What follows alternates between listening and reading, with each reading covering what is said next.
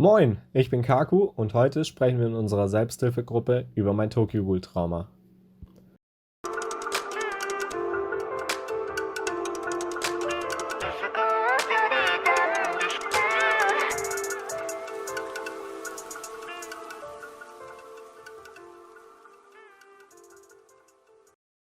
Tokyo Ghoul bzw. Tokyo Ghoul Re lief von 2011 bis 2018 in der Weekly Young Jump, ist somit schon mal kein Shonen und ist ein Manga von Sui Ishida, einem Manga, der neben Tokyo Ghoul bis heute keine anderen besonders bekannten Manga ins Leben gerufen hat und dessen Name ein Pseudonym ist.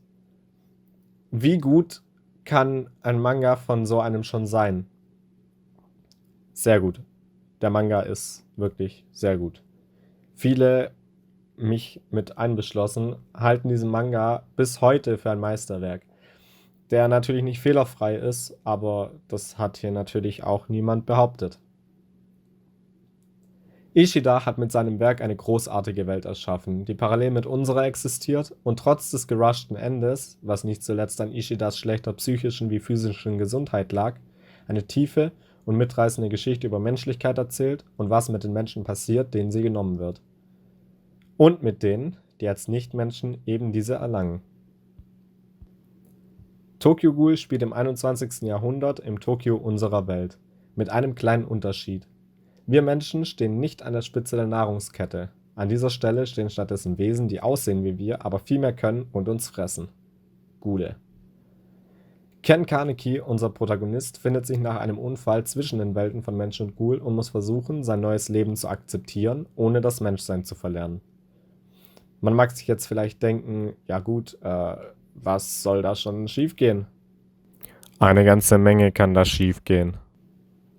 Der Manga wurde von 2014 bis 2018 von Studio Pierrot, welches bereits vorher bekannt wurde durch unter anderem Naruto und Bleach, als Anime adaptiert.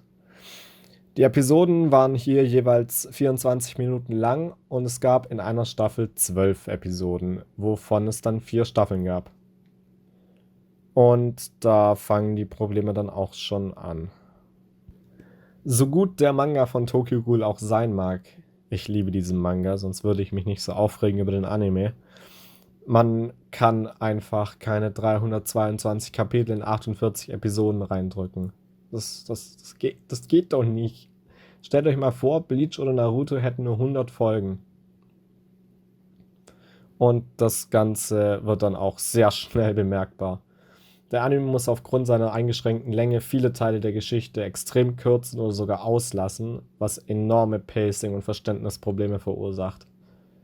So fehlt zum Beispiel im Anime der erste Kampf von Matasaka Kamishiro gegen Ken, in welchem wichtige Teile von Matasakas Vergangenheit mit Riese gezeigt werden. Dieser Flashback ist im Anime zwar auch kurz zu sehen, aber wie der gesamte Anime extrem stark verkürzt und gequetscht. Auch der wohl wichtigste Kampf in der gesamten Serie, der den gesamten Plot für später öffnet, der Moment, als Ken das erste Mal auf Arima trifft, fehlt einfach komplett. Der Kampf ist die Schlüsselszene für den gesamten Verlauf von Tokyo Ghoul Re und die bei Studio Clown dachten sich, ja, ist doch okay, wenn der Kampf fehlt. Wird schon nicht so schlimm sein. Doch, es ist sogar sehr schlimm. Das Allerschlimmste aber, das der Anime diesem Werk antut, ist, wie er mit Kens Schulfreund Hide umgeht. Ich glaube, ich muss zu Hide nicht weiter viel sagen, weil ich bekomme sonst einen Schreikrampf. Also, das ist absolut. Ich kann bis heute nicht glauben, wie der Anime mit Hide umgegangen ist. Und ich muss leider auch sagen, bis auf wenige Stellen, welche sich größtenteils auf die Kampfszenen beschränken, ist besonders die zweite Staffel von Tokyo Ghoul Root A, Tokyo Ghoul Root A, so schlecht umgesetzt, dass man sie nicht einmal mehr als Canon ansehen kann. Der Tokyo Ghoul Re Anime macht es leider nicht viel besser. Bereits in der ersten Folge ist es zu erkennen, Kukiuri sitzt in einer der ersten Szenen in einem Taxi, welches von einem Ghoul gesteuert wird. Der Ghoul fragt Uri dann im Manga, wo er hin will, wieso er dorthin will und was er dort macht, was seine Hobbys sind, etc. Im Anime findet dieser Dialog gar nicht erst statt, was Uri extrem viel Charaktertiefe nimmt. Dieser Austausch zwischen ihm und dem Ghoul dient dazu, dem Zuschauer einen bisher unbekannten neuen Charakter vorzustellen und ihn in die Welt einzuführen. Aber im Anime gibt es das anscheinend nicht. Pierrot hat sich gedacht, kann man rauslassen. Charaktere müssen nicht tief sein, das ist egal. Uri sagt dann dem Fahrer anschließend, dass er anhalten soll. Wir haben in diesem Fall jetzt 2 Szenarien. Das erste Szenario im Manga ist, dass der Ghoul nicht anhält. Also, wieso sollte er auch, wenn er einen Ermittler auf dem Rücksitz hat? Wieso sollte ich anhalten? Woraufhin Uri dann von hinten gegen die Handbremse tritt, sodass das Auto zwanghaft zum Stehen kommt. Im zweiten Szenario allerdings, im Anime, hält der Ghoul einfach an und wartet, was passiert. Man könnte jetzt sagen, okay, aber das ist ja nur ein kleines Detail. Und da habt ihr recht. Allerdings gibt es diese Unterschiede überall durch die gesamte Serie hindurch. Und es wird so viel, dass Charaktere ersetzbar und eintönig wirken und die gesamte Story sich in einen lahmen Einheitsbrei verwandelt. Es wird einfach keinerlei null emotionale Bindung aufgebaut, was dann in Re besonders zum Vorschein kommt. Besonders auf Twitter bekomme ich immer wieder mit, wie Menschen unter Posts zu hier beliebigen Anime einfügen, schreiben, lies den Manga, der ist so viel besser. Und ich verstehe trotzdem, dass es mit der Zeit echt ziemlich nervig werden kann, sehr gut, wo diese Kommentare herkommen. Der Manga ist nun mal das Ursprungsmaterial und zeigt die Dinge so, wie sie ursprünglich gedacht waren. Aber es ist nun mal jedem die eigene Entscheidung, welches Medium er lieber konsumiert.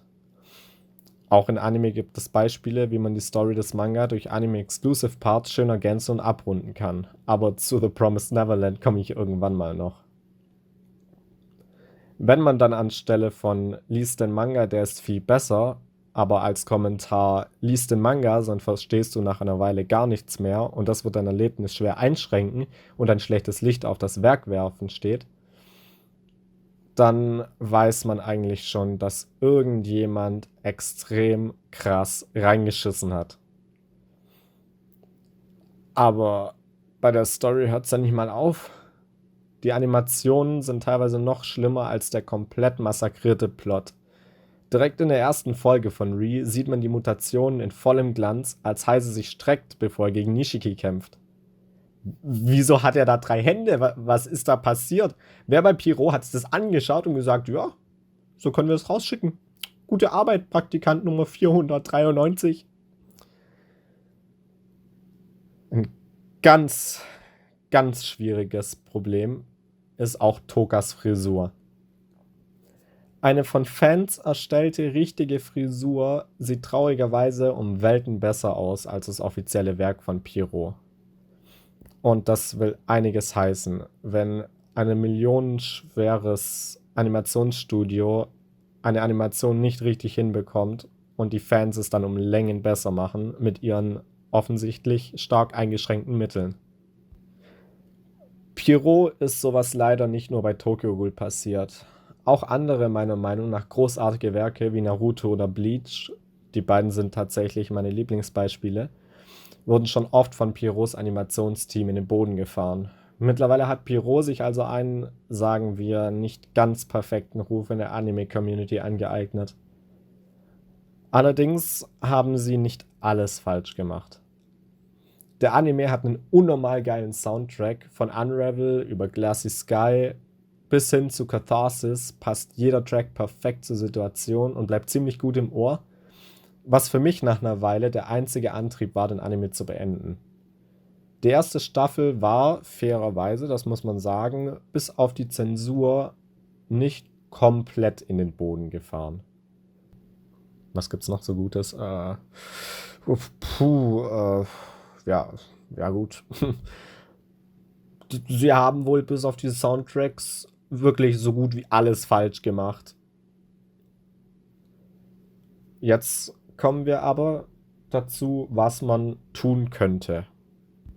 Und ich bin der Ansicht, dass die einzige Möglichkeit ist, dieses Werk zu retten, ein volles Remake sein sollte. So ähnlich wie bei Fullmetal Alchemist Brotherhood damals. Ich denke, dass niemand eine 1:1 Adaption des Manga mit jedem Panel verlangt, was teilweise auch eine völlig utopische Vorstellung ist. Das funktioniert in den meisten Fällen einfach gar nicht. Allerdings sollte man, denke ich, versuchen, die Story verständlich auf genug Folgen aufzuteilen und nah genug am Manga zu bleiben, um den Sinn beizubehalten.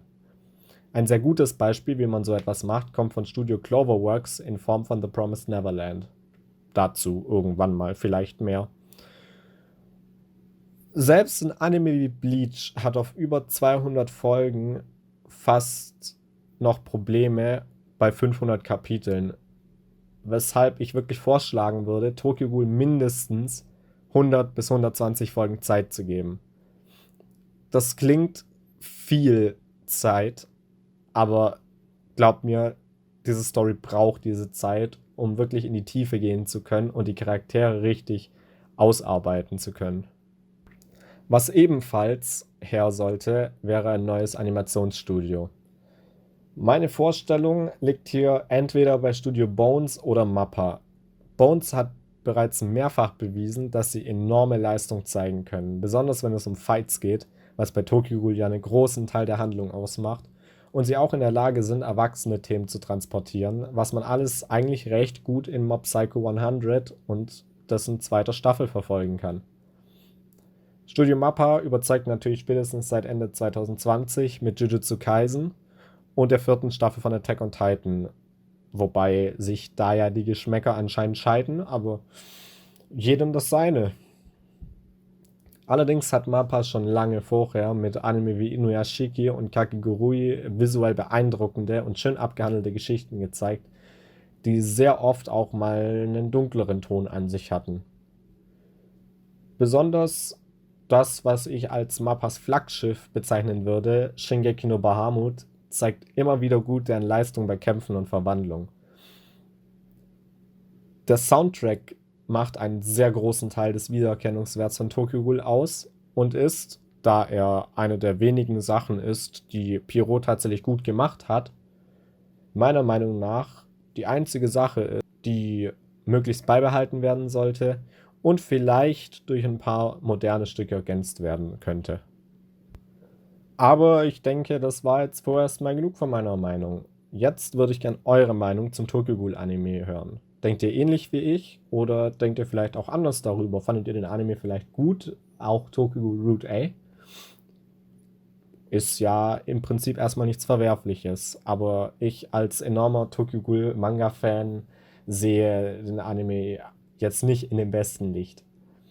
Schreibt es mir gerne in die Kommentare und dann würde ich sagen, dass wir uns beim nächsten Video wiedersehen.